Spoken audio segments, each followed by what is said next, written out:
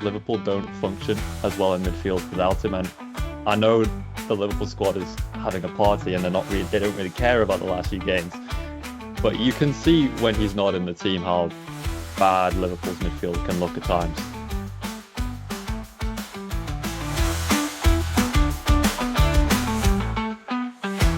Hello and welcome back to the Counter Sports Football Podcast. I'm your host Darren Timson, joined today by Liam Grice and Kevin Bannon for a little bit of a special episode as we're going to go through our team of the season and a few other awards thrown in there as well. Liam, Kevin, how are you guys doing? All good? Yeah. Good. Ready for this, yes. I think. I don't know if I'm ready yet. I'll be perfectly honest there. We'll start with the team of the season. We're going to go through defense first, midfield, and then the forward line. So we may as well get stuck into it. Grice, you're at the top of my screen, so we'll start with you. Goalkeeper. Give us your formation actually to start, and then your goalkeeper and back line. I've not done it in a while, so I'm going to mention Football Manager, and it's a Football Manager's wet dream. It's a 4-2-1-3 asymmetrical. So there's a right winger, but there's no left winger, and there's a attacking midfielder. Who's your trequartista? Exactly. Do you want me to do the goalkeeper and the defensive line, or just the goalkeeper? Yeah, that's what I said. Goalkeeper and defensive line. So in goal, Matt Sells from Forest. I think he's going to be quite a popular pick. And then moving from right back to left back, because that's the correct way to do it, is Ola Aina at right back, Dean Howson and Van Dijk centre backs, and Anthony Robinson at left back. He was very close with Kirkesh, but he just edged it for me. Do you want to give any more details on any of the players you put in there? I mean, Sells for me was the standout keeper this season. Alisson, you sort of expect to be the best keeper in the league, and Sells was pretty impressive for Forest. And then Howson, I'm going to get onto a little bit later. Maybe that's a spoiler, but he really impressed me given how young he is and how he sort of, as good as Zabani is, looked the better of the two for me in that Bournemouth defensive partnership in the middle. And then Van Dijk is just Van Dijk. You'd be silly not to put him in. Exactly, you would be very silly. Norwegian. Kevin, on to you. So I've also I've gone with like a 4-3-3. Not everyone is in like the correct positions, but I feel like everyone can play said positions that they're in. I've also gone with Matt Sells in goals. I think, like Liam said, he's the sort of standout candidate. Again, Alisson is probably the best goalkeeper in the world, but he did miss a significant period of time injured this season, which I think is against him. I've gone with a back four then of Daniel Munoz from Crystal Palace. I know he plays wing back, but I think he's been excellent. And I kind of struggled for right backs as well. I did think about Ola Aina as well, but for me, Munoz finished the season a bit stronger.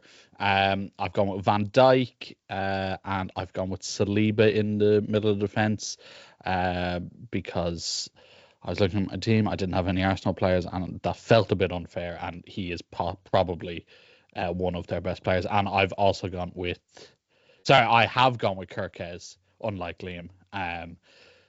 For me, again, there's not much between himself and Robinson, but only one is moving to Liverpool for £50 million. So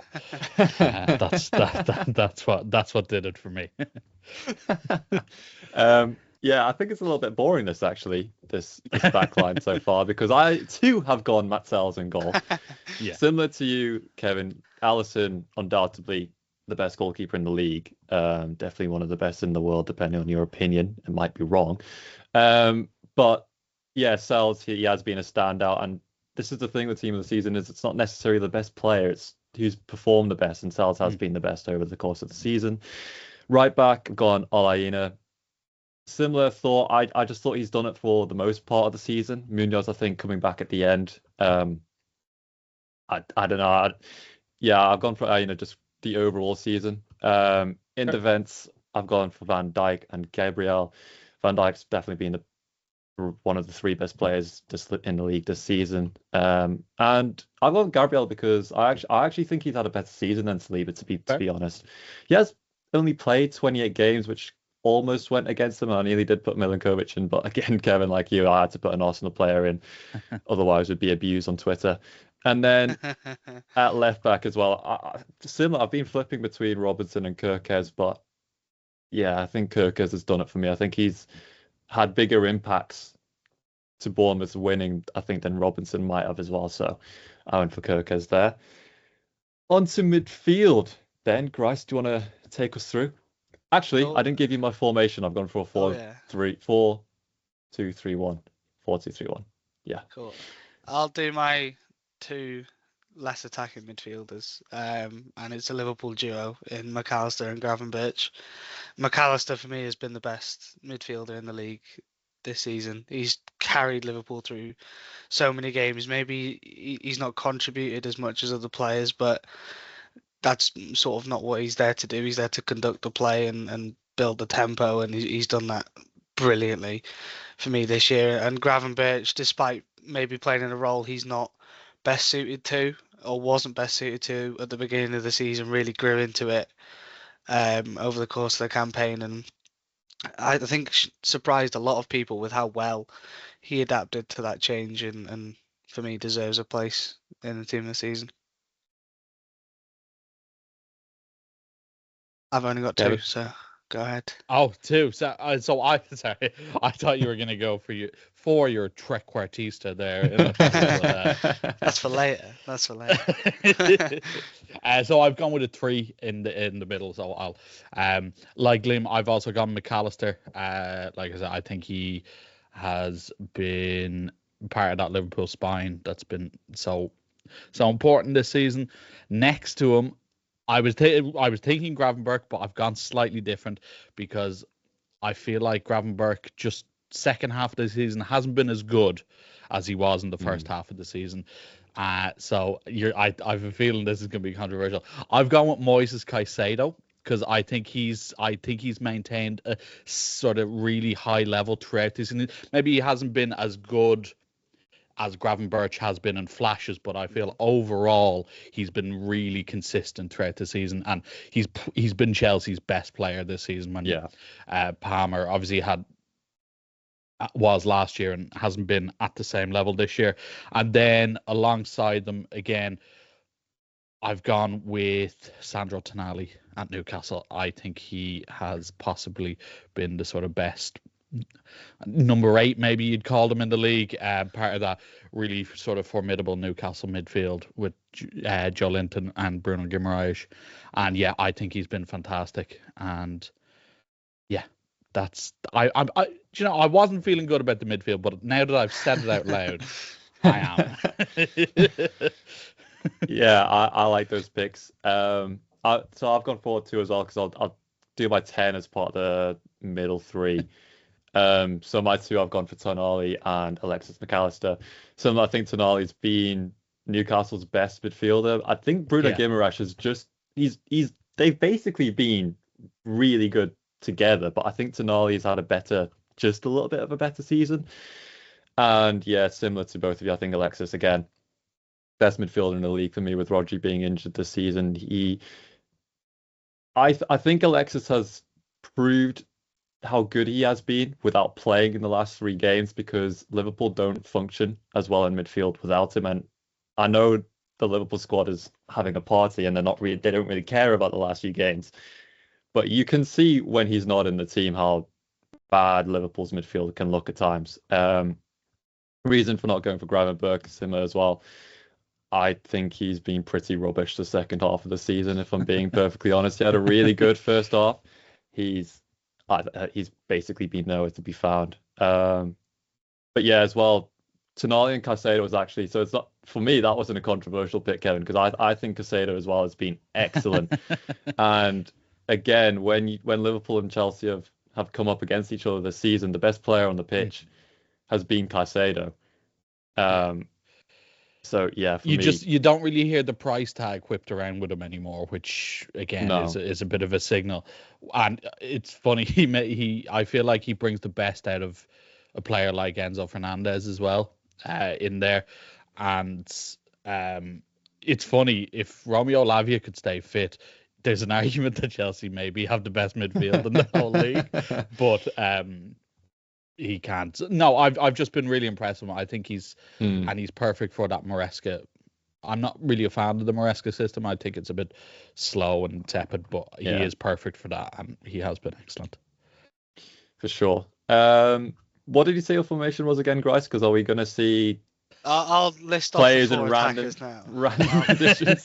I'll list it off now. I've gone for the Garth Crooks method of just slapping players and seeing what they. So in behind the two strikers, I've gone with Man United's latest overspend in Matheus Cunha. Despite where Wolves have maybe finished, he's been the shining light. I think that's fair to say. Could have easily gone with the likes of Eze as well. He's been very impressive for Palace, and obviously there's a few players from teams higher up in the division that maybe are worth a shout, but for me, Matheus Cunha just gets in ahead of them. Right wing is a bit of a controversial choice. I've gone with Mo Salah. I know it's. How could you? Will you explain that, please? Thank you. I'll explain it by saying he's Mo Salah, and there is no further elaboration needed because he's just quite good at football.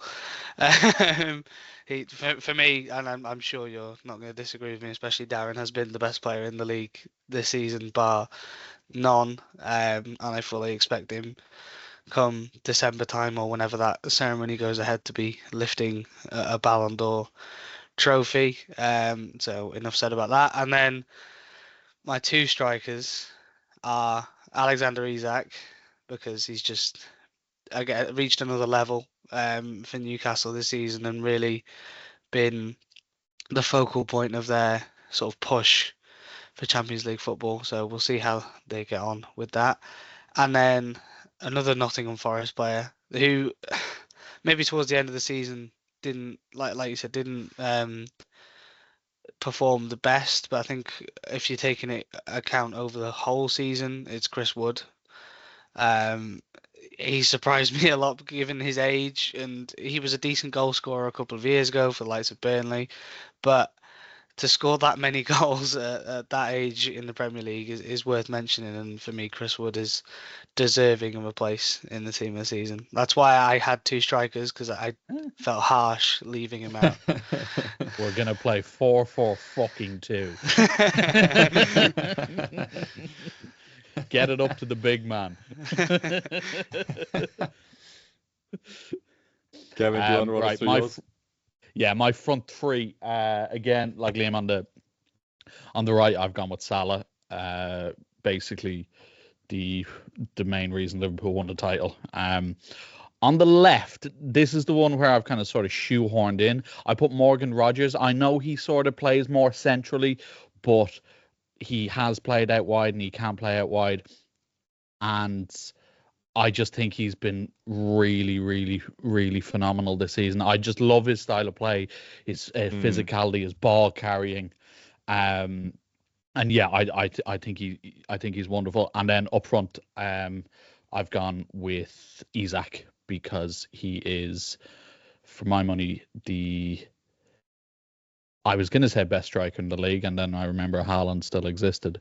But he's closer to Haaland than anybody else in the league, I feel. And like Liam said, he's just gone up in level this season. So Isak up front for me. Chris Wood, I think unlucky, but for me, I was only picking one striker, so Isak above Wood for me just this season. I also was half thinking about Morgan Gibbs-White somewhere in there, but for me, the other Morgan Rogers has been better this season. I again similar to you, Kevin. So look at that. The 2-3, the 4-2-3-1. So I'll start with the 10. So that's where I put Morgan Gibbs-White in, because I thought that he, I don't know, maybe even more so than Chris Wood has been so significant to Nottingham Forest doing so well this season. So I just thought he deserved to be in. But I as well, that's where the flip was with me and Caicedo. Do I put Caicedo in or do I put Gibbs-White in?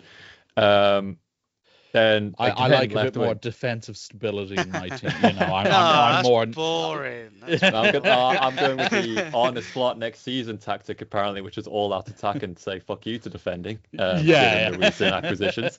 And then left wing as well. I've gone Morgan Rogers because I think he started the season as the 10, didn't he? But then slowly drifted out more to the left. And then when they brought in Marcos Asensio, I think he's played more on the left actually overall now. So I think he can get in, but to be honest, left wing has not been a great position this season, if we're being perfectly honest. I feel like players like Diaz could have been there if he didn't have 5 months without being absolutely terrible. Even though he's had a really good season, by the way. And then striker Isak as well. So unfortunate for Chris Wood, but Isak again, he's been consistent throughout the whole season, but he had that period, didn't he, between November and January where he was just absolutely on fire.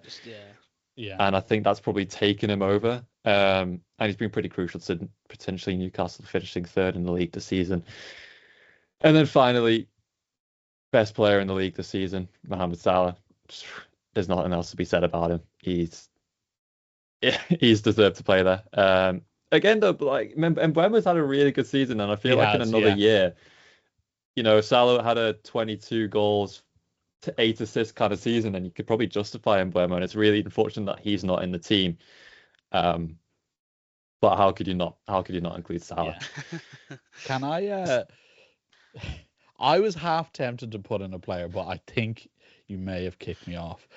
I was half thinking about putting Bruno Fernandes in because genuinely United would probably be relegated without him. If Gabe was on this podcast, I think he'd be in the team. Because I'm just looking, I'm like, he could fit into that 10 role if I take it to that. But because I'll go with a front two of Bruno Fernandes and Amad Diallo, please. Harry Maguire at left wing. Hey, Harry Maguire has been really good this season. If Manchester United weren't in 16th, I think there would be a better argument for Fernandes. Wait, United are 16th? Similarly as well, I just want to run through a couple of other players and see what your opinions on those. Other people have put, like Gary Neville has put Miles Lewis-Skelly and Declan Rice into the team. The reason I didn't put those players in is because I thought Rice was really poor, really average for the first part of the season. And it kind of seems like 2 free kicks have completely changed people's perceptions of him this season in a completely different competition. And Miles Lewis-Skelly would have been at left back if he hadn't have only started 15 games this season. So that's why he's not in my team. Is there any thoughts on that, or anyone else that you want to say that didn't get into the team?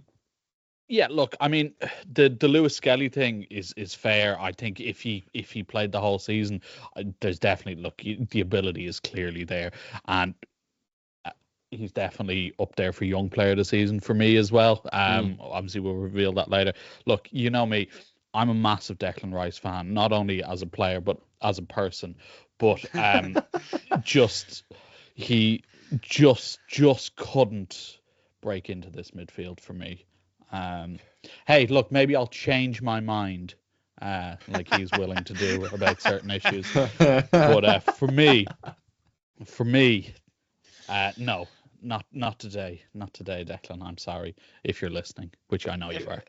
If I could pretend the season only goes on for like the first 4 months, I could probably justify putting Brennan Johnson in there. But would you stop? I'm not sure. That's even more ridiculous I'm than not sure my I can Bruno Fernandes stretch shout. that far. I think, like Darren said, for Mbeumo in another year, maybe you'd be talking about Mikkel Damsgaard and Johan Visser a bit more. Yeah. They've been very, very good for Brentford this season. Evan Nielsen's been pretty good for Bournemouth. Maybe in another year, if Isak didn't exist, he'd be in a bit more of a conversation. But they're just better players, unfortunately. Yeah, there's always better players. I have given an award, which we'll get onto. I have given one of my awards to someone who isn't in this team of the season. So have I. Which might be. So have I. Yeah. Okay. Fair enough. Well,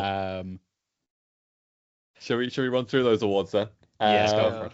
So we're gonna go with our club of the season, our signing of the season, the under-22 player at the start of the season, our manager of the season, and then finishing off with the player of the season. So I think just run through your 5 and then we'll go through it that way. So Grice, do you want to kick us off? Can do. Club, I thought it would be just a bit boring if I put Liverpool. So I've gone Crystal Palace because they beat City in the cup final. That's quite funny. But also, they've been punching above their weight a lot this season. I know it's like another 12th place finish, but they've played well in the majority of their games. They had a very poor start to the season, which is traditional for Glasner, and then he gets going, and he really got going. Once he got going, FA Cup win, Europe next season. What's not to like about Crystal Palace? Signing of the season, as Kevin said, he's a player I've not actually put in my team of the season, but I think is the signing of the season. That's Milankovic from Forest. He, I don't want to say transformed Forest defence, but he was a key part in making that change happen from the season before, where they really just shot up the table, looked a lot more defensively solid. That's in line with Murillo and Aina and the rest of the unit. But for me, he was the standout in that Forest defence, and he just so happened to sign in the summer, so I can put him in. Young player of the season is somebody I did put in my team this season. That's Dean Huijsen from Bournemouth. I never know how to say his surname, so if I'm saying it wrong, I apologise. But he looks like he's off to Madrid, but every player looks like he's off to Madrid every week. So I guess we'll see what happens when they're linked with Paul Mullin in 2 weeks, probably. He was James McLean, more or less. He was a real. I didn't know much about him coming into the season, and then he sort of started getting games for Bournemouth. I was like, who is this Spanish, Dutch, wherever he's from, centre back playing for them? And he really progressed quickly, and that's what impressed me the most. The way he adapted to Premier League football and became a real key figure in that Bournemouth defence, as they've had quite a good season. So he's my under 22 at the start of the season, young player of the season award just winner. to interrupt you there, Grice, can we all just take a minute to laugh at Juventus, because yeah, I was about to bring this up. Selling Dean Huijsen to Bournemouth, who released Lloyd Kelly, signed by Newcastle, and then to sign Lloyd Kelly from Juventus is just a very, very funny series of events. Like, honestly, out of the many stupid things Juventus have done this season, and it's been quite a lot, that is definitely number one. Like, anyway, because I was literally about to, spoilers. I'm of a similar mind to Mr. Liam Grice on this, and I was about to do the exact same thing. I'm sorry, I was about to go on a rant about Juventus. Yeah. Sorry, guys, don't want to continue. My manager of the season and player of the season are maybe where my picks get a bit more boring, untraditional.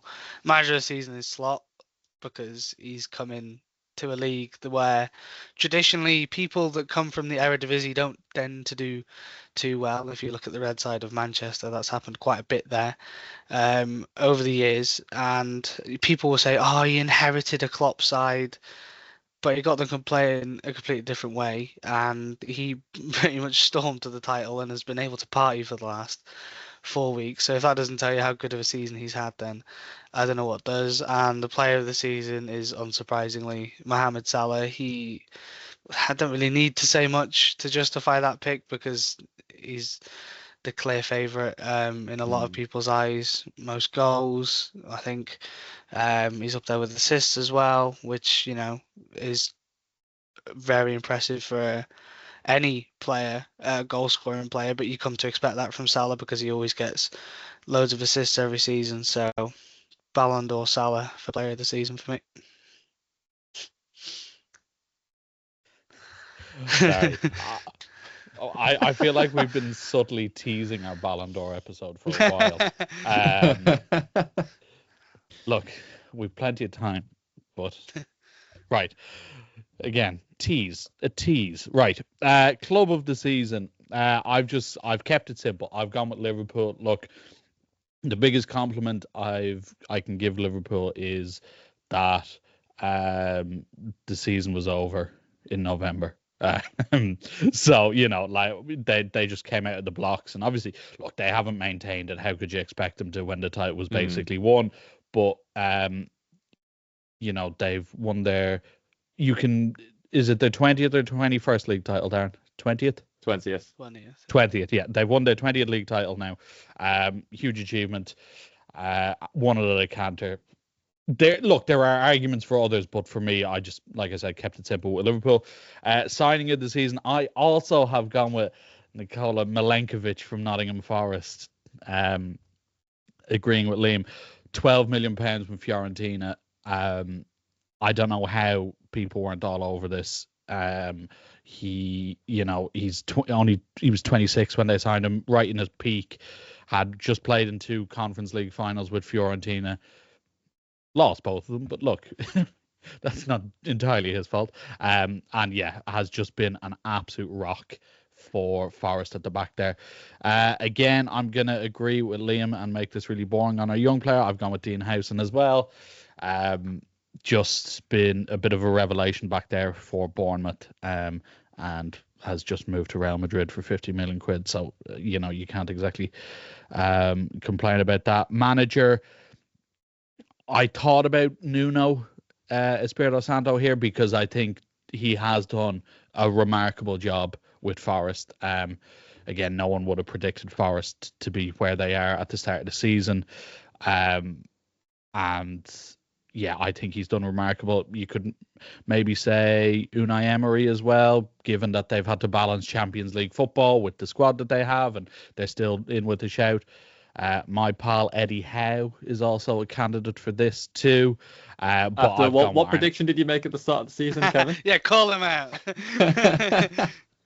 You mean, look, I may have made a silly prediction regards to Eddie Howe. However, he's going to bring up the Champions League predictions in it. I'm going to bring up my Champions League prediction, and also I have gone 2 for 2 in the golf majors so far to the start this year. So let's everybody settle down for a bit. My manager of the season is Arne Slot. Again, only one signing who he seems to hate anyway. And he's got the title over the line. Again, I said they won it in November.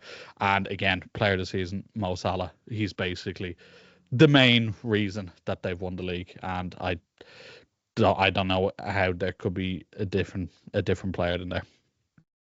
Well, I think Gary Neville's going to... Well, I was actually surprised Gary Neville didn't make Cole Palmer last night, to be perfectly honest with you. You mean Phil Foden?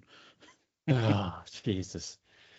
Did we all watch that game against Chelsea, the Liverpool-Chelsea game, where he was on commentary for that one, didn't we? And I don't know what the hell was going on there. Anyway, my awards. So I've got a few differences to you guys, but it's 3 out of the 5 I think are the same. So club of the season, I went for Forest there. I like the pick of Palace. Could have gone for Liverpool, but I think considering that they were on relegation terms last season, and no one expected them to be in a shout for Europe, let alone confirm a European place, is just insane, to be honest. So Nottingham Forest for me. Signing of the season, again, Milenkovic. And what's crazy to me with Milenkovic is, like you said, 26 for 12 million. That is such an on-Premier League move now, I think, for a 26-year-old. Like, you look at Bournemouth signing Howson for similar money. That's where clubs are going now. They're not really looking at 26-year-olds for that kind of money anymore. You're looking for cheap young players to sell in a few years. So, again, actually credit for Forest for actually taking that move, because I think it is actually quite brave considering the current transfer climate. But yeah, Milenkovic as well, very unlucky to not get in the team this season. Where am I now? Under 22 player, I've gone Morgan Rogers there. Dean Howson's been excellent, but Rogers 18 goals and assists this season for Aston Villa in the league is just absolutely crazy. Probably been their best player. I think Amadou Onana has been very good for them as well. Obviously, he's not in contention for this award, but the fact that he has been their best player for me, in with a shout of Europe, Aston Villa, even with a shout of Champions League football. So I've gone for him. Manager of the season as well, Arne Slot, and I think it's absolutely hilarious that he doesn't seem like the manager we all thought he was going to be at the start of the season. He looks very serious, and now he's partying in Ibiza with Wayne Lineker, which is just, I think, makes him deserving of the award even more than winning the title with Liverpool. Every man's dream, isn't it? To be in Ibiza with Wayne Lineker. He looks so serious at the start of the season. I did not expect to even win the league this season, let alone see him partying in Ibiza for a full week on his own. And then, where am I? Player of the season, yeah, Mohamed Salah. What else is there to say about him? Very annoyed that he's not been able to break the goal and assist record this season due to the other players around him. I think they need to take a hard, long look at themselves for that. Personally, I think that's ridiculous. Anyway, but yeah, player of the season for me. Anything else you guys want to touch on over the course of the season? Anything take your fancy? Underrated player. Yeah, underrated that's player this season. Yeah. You might laugh or you might snicker at me, but I'm going with Nathan Collins from Brentford, the only man as of last night who has played outfield player who's played every single minute of this Premier League campaign after Van Dijk was started on the bench. And I think he has been Brentford's best player. Best defender this season, because obviously Mbeumo and Whistle, but he's been part of that. And from an Irish perspective, it's good to see us having good, solid Premier League players with potential. It's been a while, but I do think, my Irish bias aside, I think he has been excellent, particularly in the bigger games. And I know fans of sort of mid-level Premier League teams hate this, but I wouldn't be surprised if it has another season like this next year. He is on for one of the bigger teams because the potential is there, and he is still only 24 years of age.